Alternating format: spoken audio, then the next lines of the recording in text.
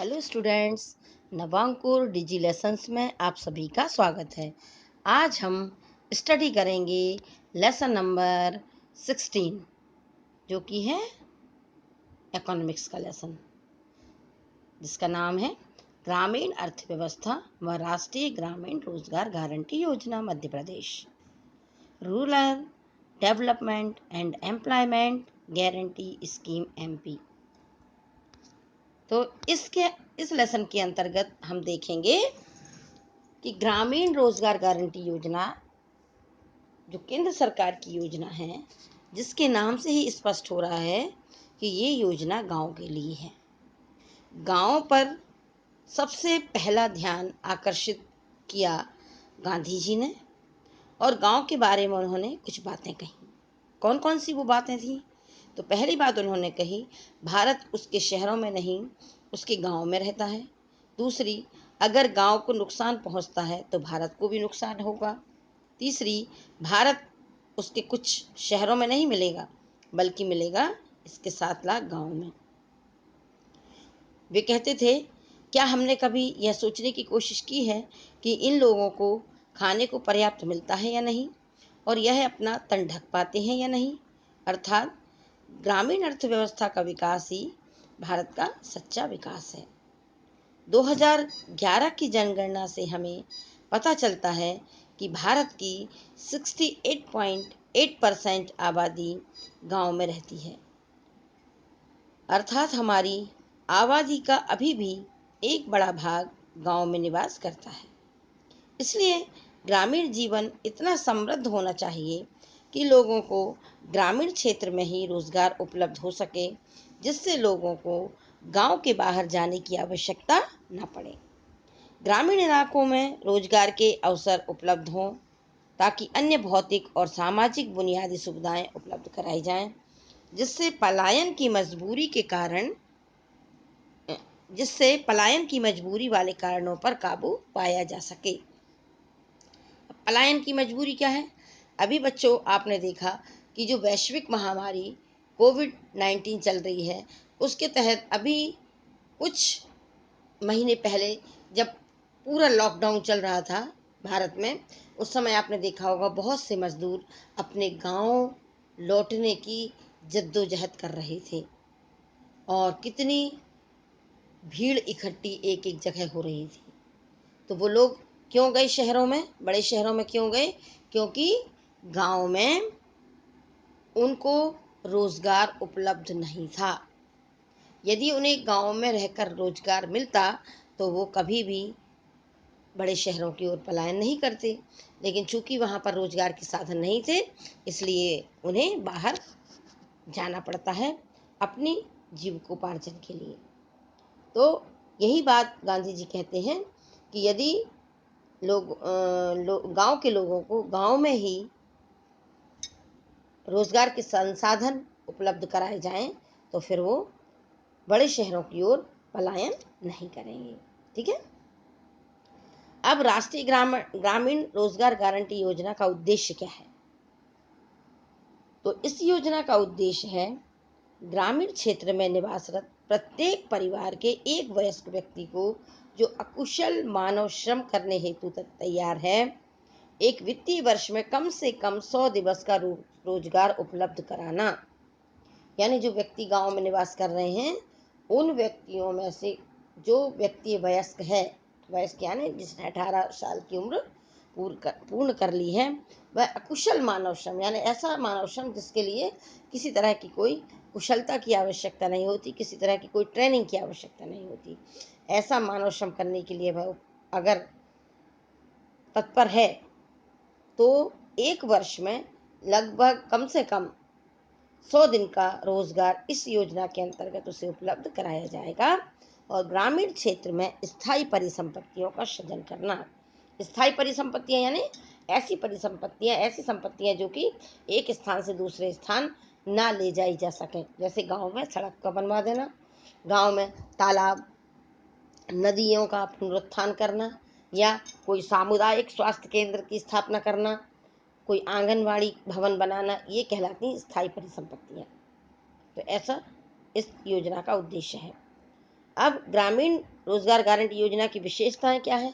तो पहली विशेषता है, यह योजना पहले आओ पहले पाओ यानी प्रथम आओ प्रथम पाओ के सिद्धांत पर आधारित है। मतलब गांव में रहने वाला एक वयस्क व्यक्ति जब आवेदन करता है तो जो व्यक्ति पहले आवेदन करता है उसे पहले रोजगार दिया जाएगा।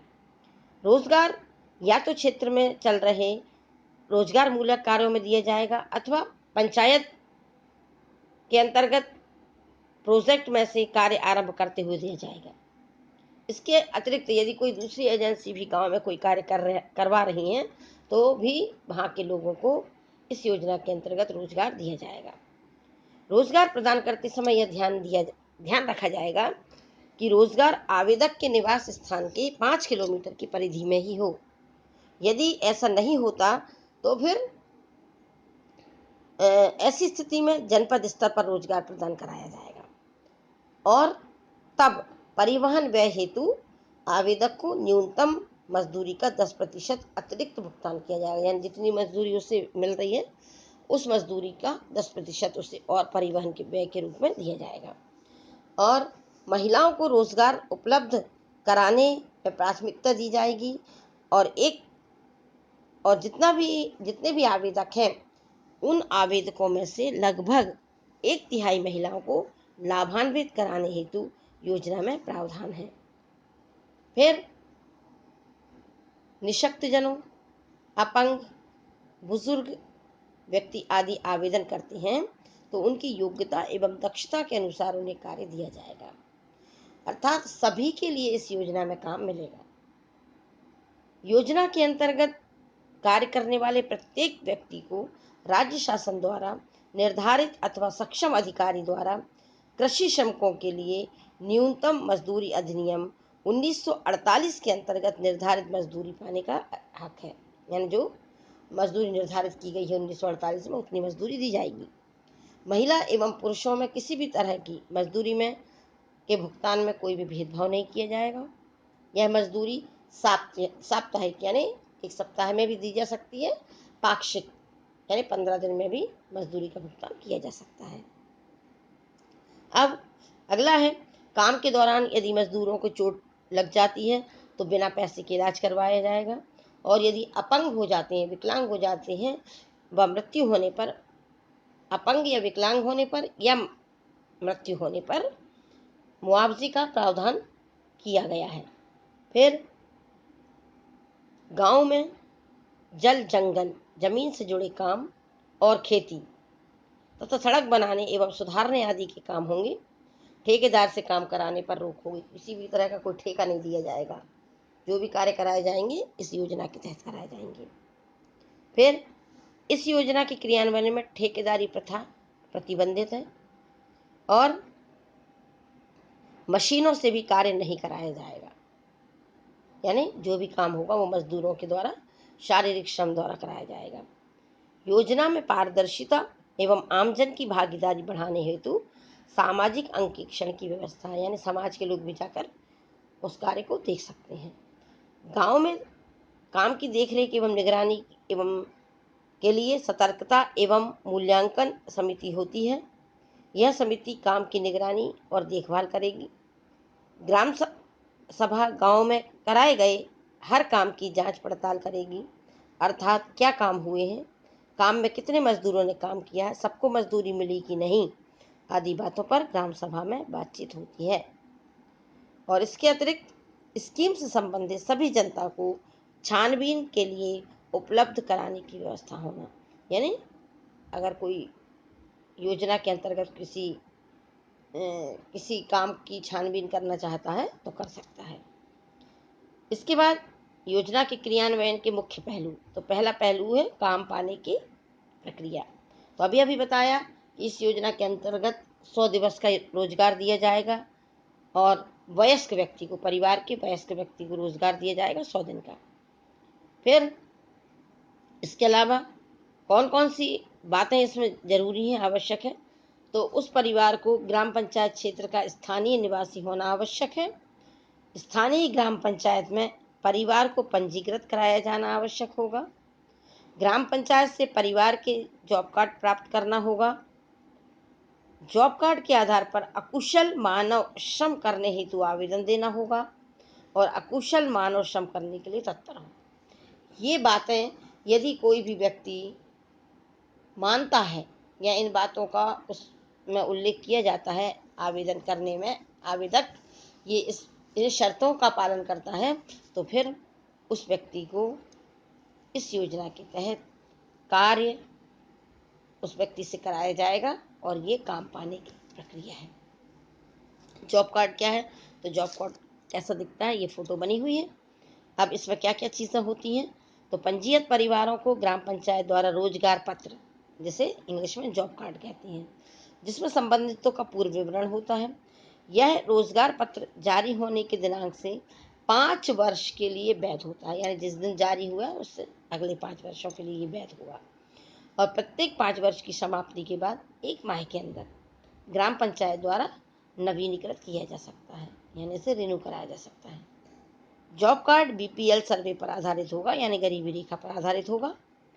और यदि जॉब कार्ड में किसी भी प्रकार का परिवर्तन करवाना है तो इसके लिए ग्राम पंचायत सक्षम होगी।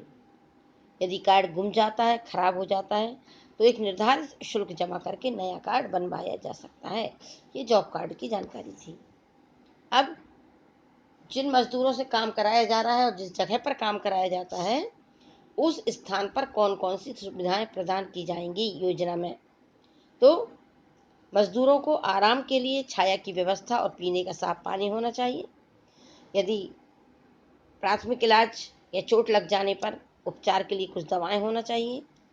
काम कर रही महिलाओं के साथ यदि 6 वर्ष से कम उम्र के 5 या उससे अधिक बच्चे हैं तो उनकी देखभाल के लिए एक अलग से महिला को रखा जाएगा। और काम के दौरान अगर किसी मजदूर को चोट लग जाती है तो उससे इलाज की पूरी सुविधा और पूरी तरह से अपंग हो जाने पर या किसी की मृत्यु होने पर नियमानुसार मुआवजा देने का प्रावधान है। ये काम करने की जगह पर सुविधाएं हैं। अब बेरोजगारी भत्ता, यानी अभी आपने रोजगार सुना, अब ये वर्ड आया बेरोजगारी भत्ता, यानी कई मजदूरों को बेरोजगारी भत्ता भी दिया जाता है इस योजना के तहत। तो ये कब दिया जाता है? तो काम मांगने के दिन से 15 दिन तक यदि कोई काम नहीं मिलता है तो आवेदन करने वाले व्यक्ति को बेरोजगारी भत्ता प्राप्त करने की पात्रता होती है। परंतु एक परिवार को न्यूनतम दर पर प्रदाय की गई मजदूरी, मतलब जो मजदूरी उनको मिलती, प्रदाय की गई मजदूरी तथा बेरोजगारी भत्ते के रूप में प्रदाय की जाने वाली राशि दोनों का योग 100 दिन की न्यूनतम मजदूरी से अधिक नहीं हो सकता। यानी अगर 100 दिन में आप जितना काम करते उससे ज़्यादा बेरोजगारी भत्ता आपको नहीं मिलेगा। ठीक है। अब बेरोजगारी भत्ता प्राप्त कब नहीं कर सकते, यानी कोई भी मजदूर कब बेरोजगारी भत्ता प्राप्त नहीं कर सकता? तो रोजगार की मांग करने वाला व्यक्ति यदि योजना के अंतर्गत दिए गए कार्य को नहीं करता एवं सूचना मिलने के 15 दिवस के भीतर कार्य स्थल पर उपस्थित नहीं होता और क्रियान्वयन एजेंसी की अनुमति के बिना निरंतर 1 सप्ताह या उससे अधिक अथवा पूरे माह में 1 सप्ताह से अधिक अनुपस्थित रहता है तो ऐसे व्यक्ति अधिनियम के तहत 3 माह तक बेरोजगारी भत्ता की मांग नहीं कर सकते। ये तो है बेरोजगारी भत्ता प्राप्त कैसे किया जा सकता है, और इसी के अंतर्गत किया गया कि बेरोजगारी भत्ता देने के लिए कब बाध्य नहीं है सरकार। अब योजना के अंतर्गत कौन कौन से कार्य कराए जाते हैं? तो अभी मैंने बताया, जल संवर्धन एवं संरक्षण संबंधी कार्य, सूखा रोकने हेतु वन रोपण या वृक्षारोपण, सिंचाई हेतु नहरें, लघु एवं मध्यम सिंचाई कार्य, अनुसूचित जाति और अनुसूचित जनजाति या गरीबी रेखा से नीचे के कुटुंबों या भूमि सुधार के हितग्राहियों या भारत सरकार की इंदिरा आवास योजना के अंतर्गत हिताधिकारियों की स्वयं की गृहस्थ भूमि के लिए सिंचाई प्रसुविधा, बागवानी, बागान और भूमि विकास प्रसुविधा का उपबंध, यानी वो अपने गरीबी रेखा से नीचे जो लोग हैं वो अपने कुटुंब या भूमि सुधार के हिताधिकारियों या भारत की इंदिरा आवास योजना के अंतर्गत भी कार्य कर सकते हैं, उन्हें देना पड़ेगा कार्य। परंपरागत जल स्रोत संरचनाओं का पुनरुत्थान, यानी अगर गांव में कोई कुआं है सूख गया है तो उसके अंतर्गत कोई कार्य भी कराए जा सकते हैं, या कोई तालाब या नदी कोई सूख गई है तो उसके पुनरुत्थान की, या सफाई हो रही है नदी तालाबों की कुआं की, तो ऐसा कार्य भी कराए जा सकते हैं। भूमि का विकास, बाढ़ नियंत्रण, सुरक्षा, जल जमाव क्षेत्रों में जल निकासी, 12 मासी ग्रामीण पहुंच मार्ग, यानी ऐसी सड़क जो 12 महीने तक गांव में पहुंचा सकें लोगों को, यानी पक्की सड़कें भी बनाई जा सकती हैं। केंद्र शासन द्वारा राज्य शासन के परामर्श से अधिसूचित अन्य कार्य, यदि केंद्र सरकार राज्य सरकार के परामर्श से कोई कार्य करना चाहती है तो वो कार्य भी कर सकते हैं। अब मध्य प्रदेश राज्य योजना के अंतर्गत क्रियान्वयन एजेंसी के लिए उपयोजनाओं का निर्माण किया है। ये उपयोजनाएं अधिनियम के अंतर्गत बताए गए कार्यों को क्रियान्वित करने के लिए ही बनाई गई हैं। ये उपयोजनाएं कौन कौन सी हैं? तो निम्नलिखित उपयोजनाएं हैं। अब उपयोजनाओं से पहले आप एक इमेज देखें जिसमें आप देख सकते हैं कि महिलाएं एवं पुरुष इस योजना के अंतर्गत बराबरी से काम कर रहे हैं। ये इस फोटो में स्पष्ट दिखाया जा रहा है। अब देखेंगे हम उपयोजना। तो प्रावधान, राष्ट्रीय ग्रामीण रोजगार गारंटी अधिनियम की सूची 1 के पैरा 1 के 4 में सृजित कार्यों के लिए संचालित योजनाएं कौन कौन सी हैं? तो कार्य ये लिखे हुए हैं और हितग्राही कार्यमूलक योजनाओं के नाम ये हैं, ये उपयोजनाओं के नाम और कार्यमूलक योजनाएं। सिंचाई प्रसुविधा कपिलधारा के अंतर्गत आएगी। बागवानी बागान नंदन फलोद्यान, भूमि सुधार प्रसुविधा भूमि शिल्प, बागवानी बागान रेशम उपयोजना, बागवानी बागान निर्मल वाटिका और सिंचाई प्रसुविधा मीनाक्षी। इसी के अंतर्गत एक और प्रावधान है, इसके अंतर्गत कौन कौन से कार्य कराए जाएंगे? जल संरक्षण एवं संवर्धन शैलपर्णी के अंतर्गत आएगा। वृक्षारोपण वन्य उपयोजना है। नहर निर्माण सहस्त्रधारा और सिंचाई निर्मल नीर और अन्य योजना जो सिंचाई की ही है। नालों पर श्रृंखलाबद्ध जल संरचनाएं। तो ये कुछ योजनाओं के नाम हुए। अब राष्ट्रीय ग्रामीण रोजगार गारंटी योजना का महत्व क्या है? तो इसका महत्व हमने पूरे लेसन की स्टडी की है। इस स्टडी से हमें पूरा लेसन स्पष्ट हो गया है। क्या स्पष्ट हुआ है आपको? कि ग्रामीण क्षेत्र में गरीबी, बेरोजगारी एवं भुखमरी की समस्या के समाधान में सहायक है ये योजना। ग्रामीण क्षेत्रों से पलायन को कम करने में सहायक है। महिलाओं को रोजगार के अवसर प्रदान कर उन्हें आर्थिक संपन्नता प्रदान करने में सहायक है। ग्रामीण क्षेत्रों में उपयोगी परिसंपत्तियों का निर्माण संभव हुआ है। समाज के निम्न आय वर्ग परिवार की आर्थिक स्थिति के सुधार में सहायक है और उनकी परिसंपत्तियों में वृद्धि करने में सहायक है। पंचायती राज्य संस्थाएं कौन कौन सी हैं? ग्राम सभा एवं ग्राम पंचायतों को सक्रिय एवं सशक्त बनाने में महत्वपूर्ण भूमिका का निर्वहन करती है ये योजना। एक ऐसी ग्रामीण सामाजिक व्यवस्था विकसित करने में सहायक है जो शक्ति संतुलन समता पर आधारित होगी। तो इस प्रकार राष्ट्रीय ग्रामीण रोजगार गारंटी योजना ग्रामीण विकास एवं ग्रामीण अर्थव्यवस्था के सुधार की दिशा में एक महत्वपूर्ण कदम है। आशा करती हूँ कि आपको ये लेसन पूरी तरह से स्पष्ट हो गया होगा। इसके बाद शब्दावली। तो बच्चों शब्दावली का अध्ययन करना आवश्यक होता है, क्योंकि कभी कभी कोई ऐसा शब्द आ जाता है जिसका कि हमें अर्थ पता नहीं होता।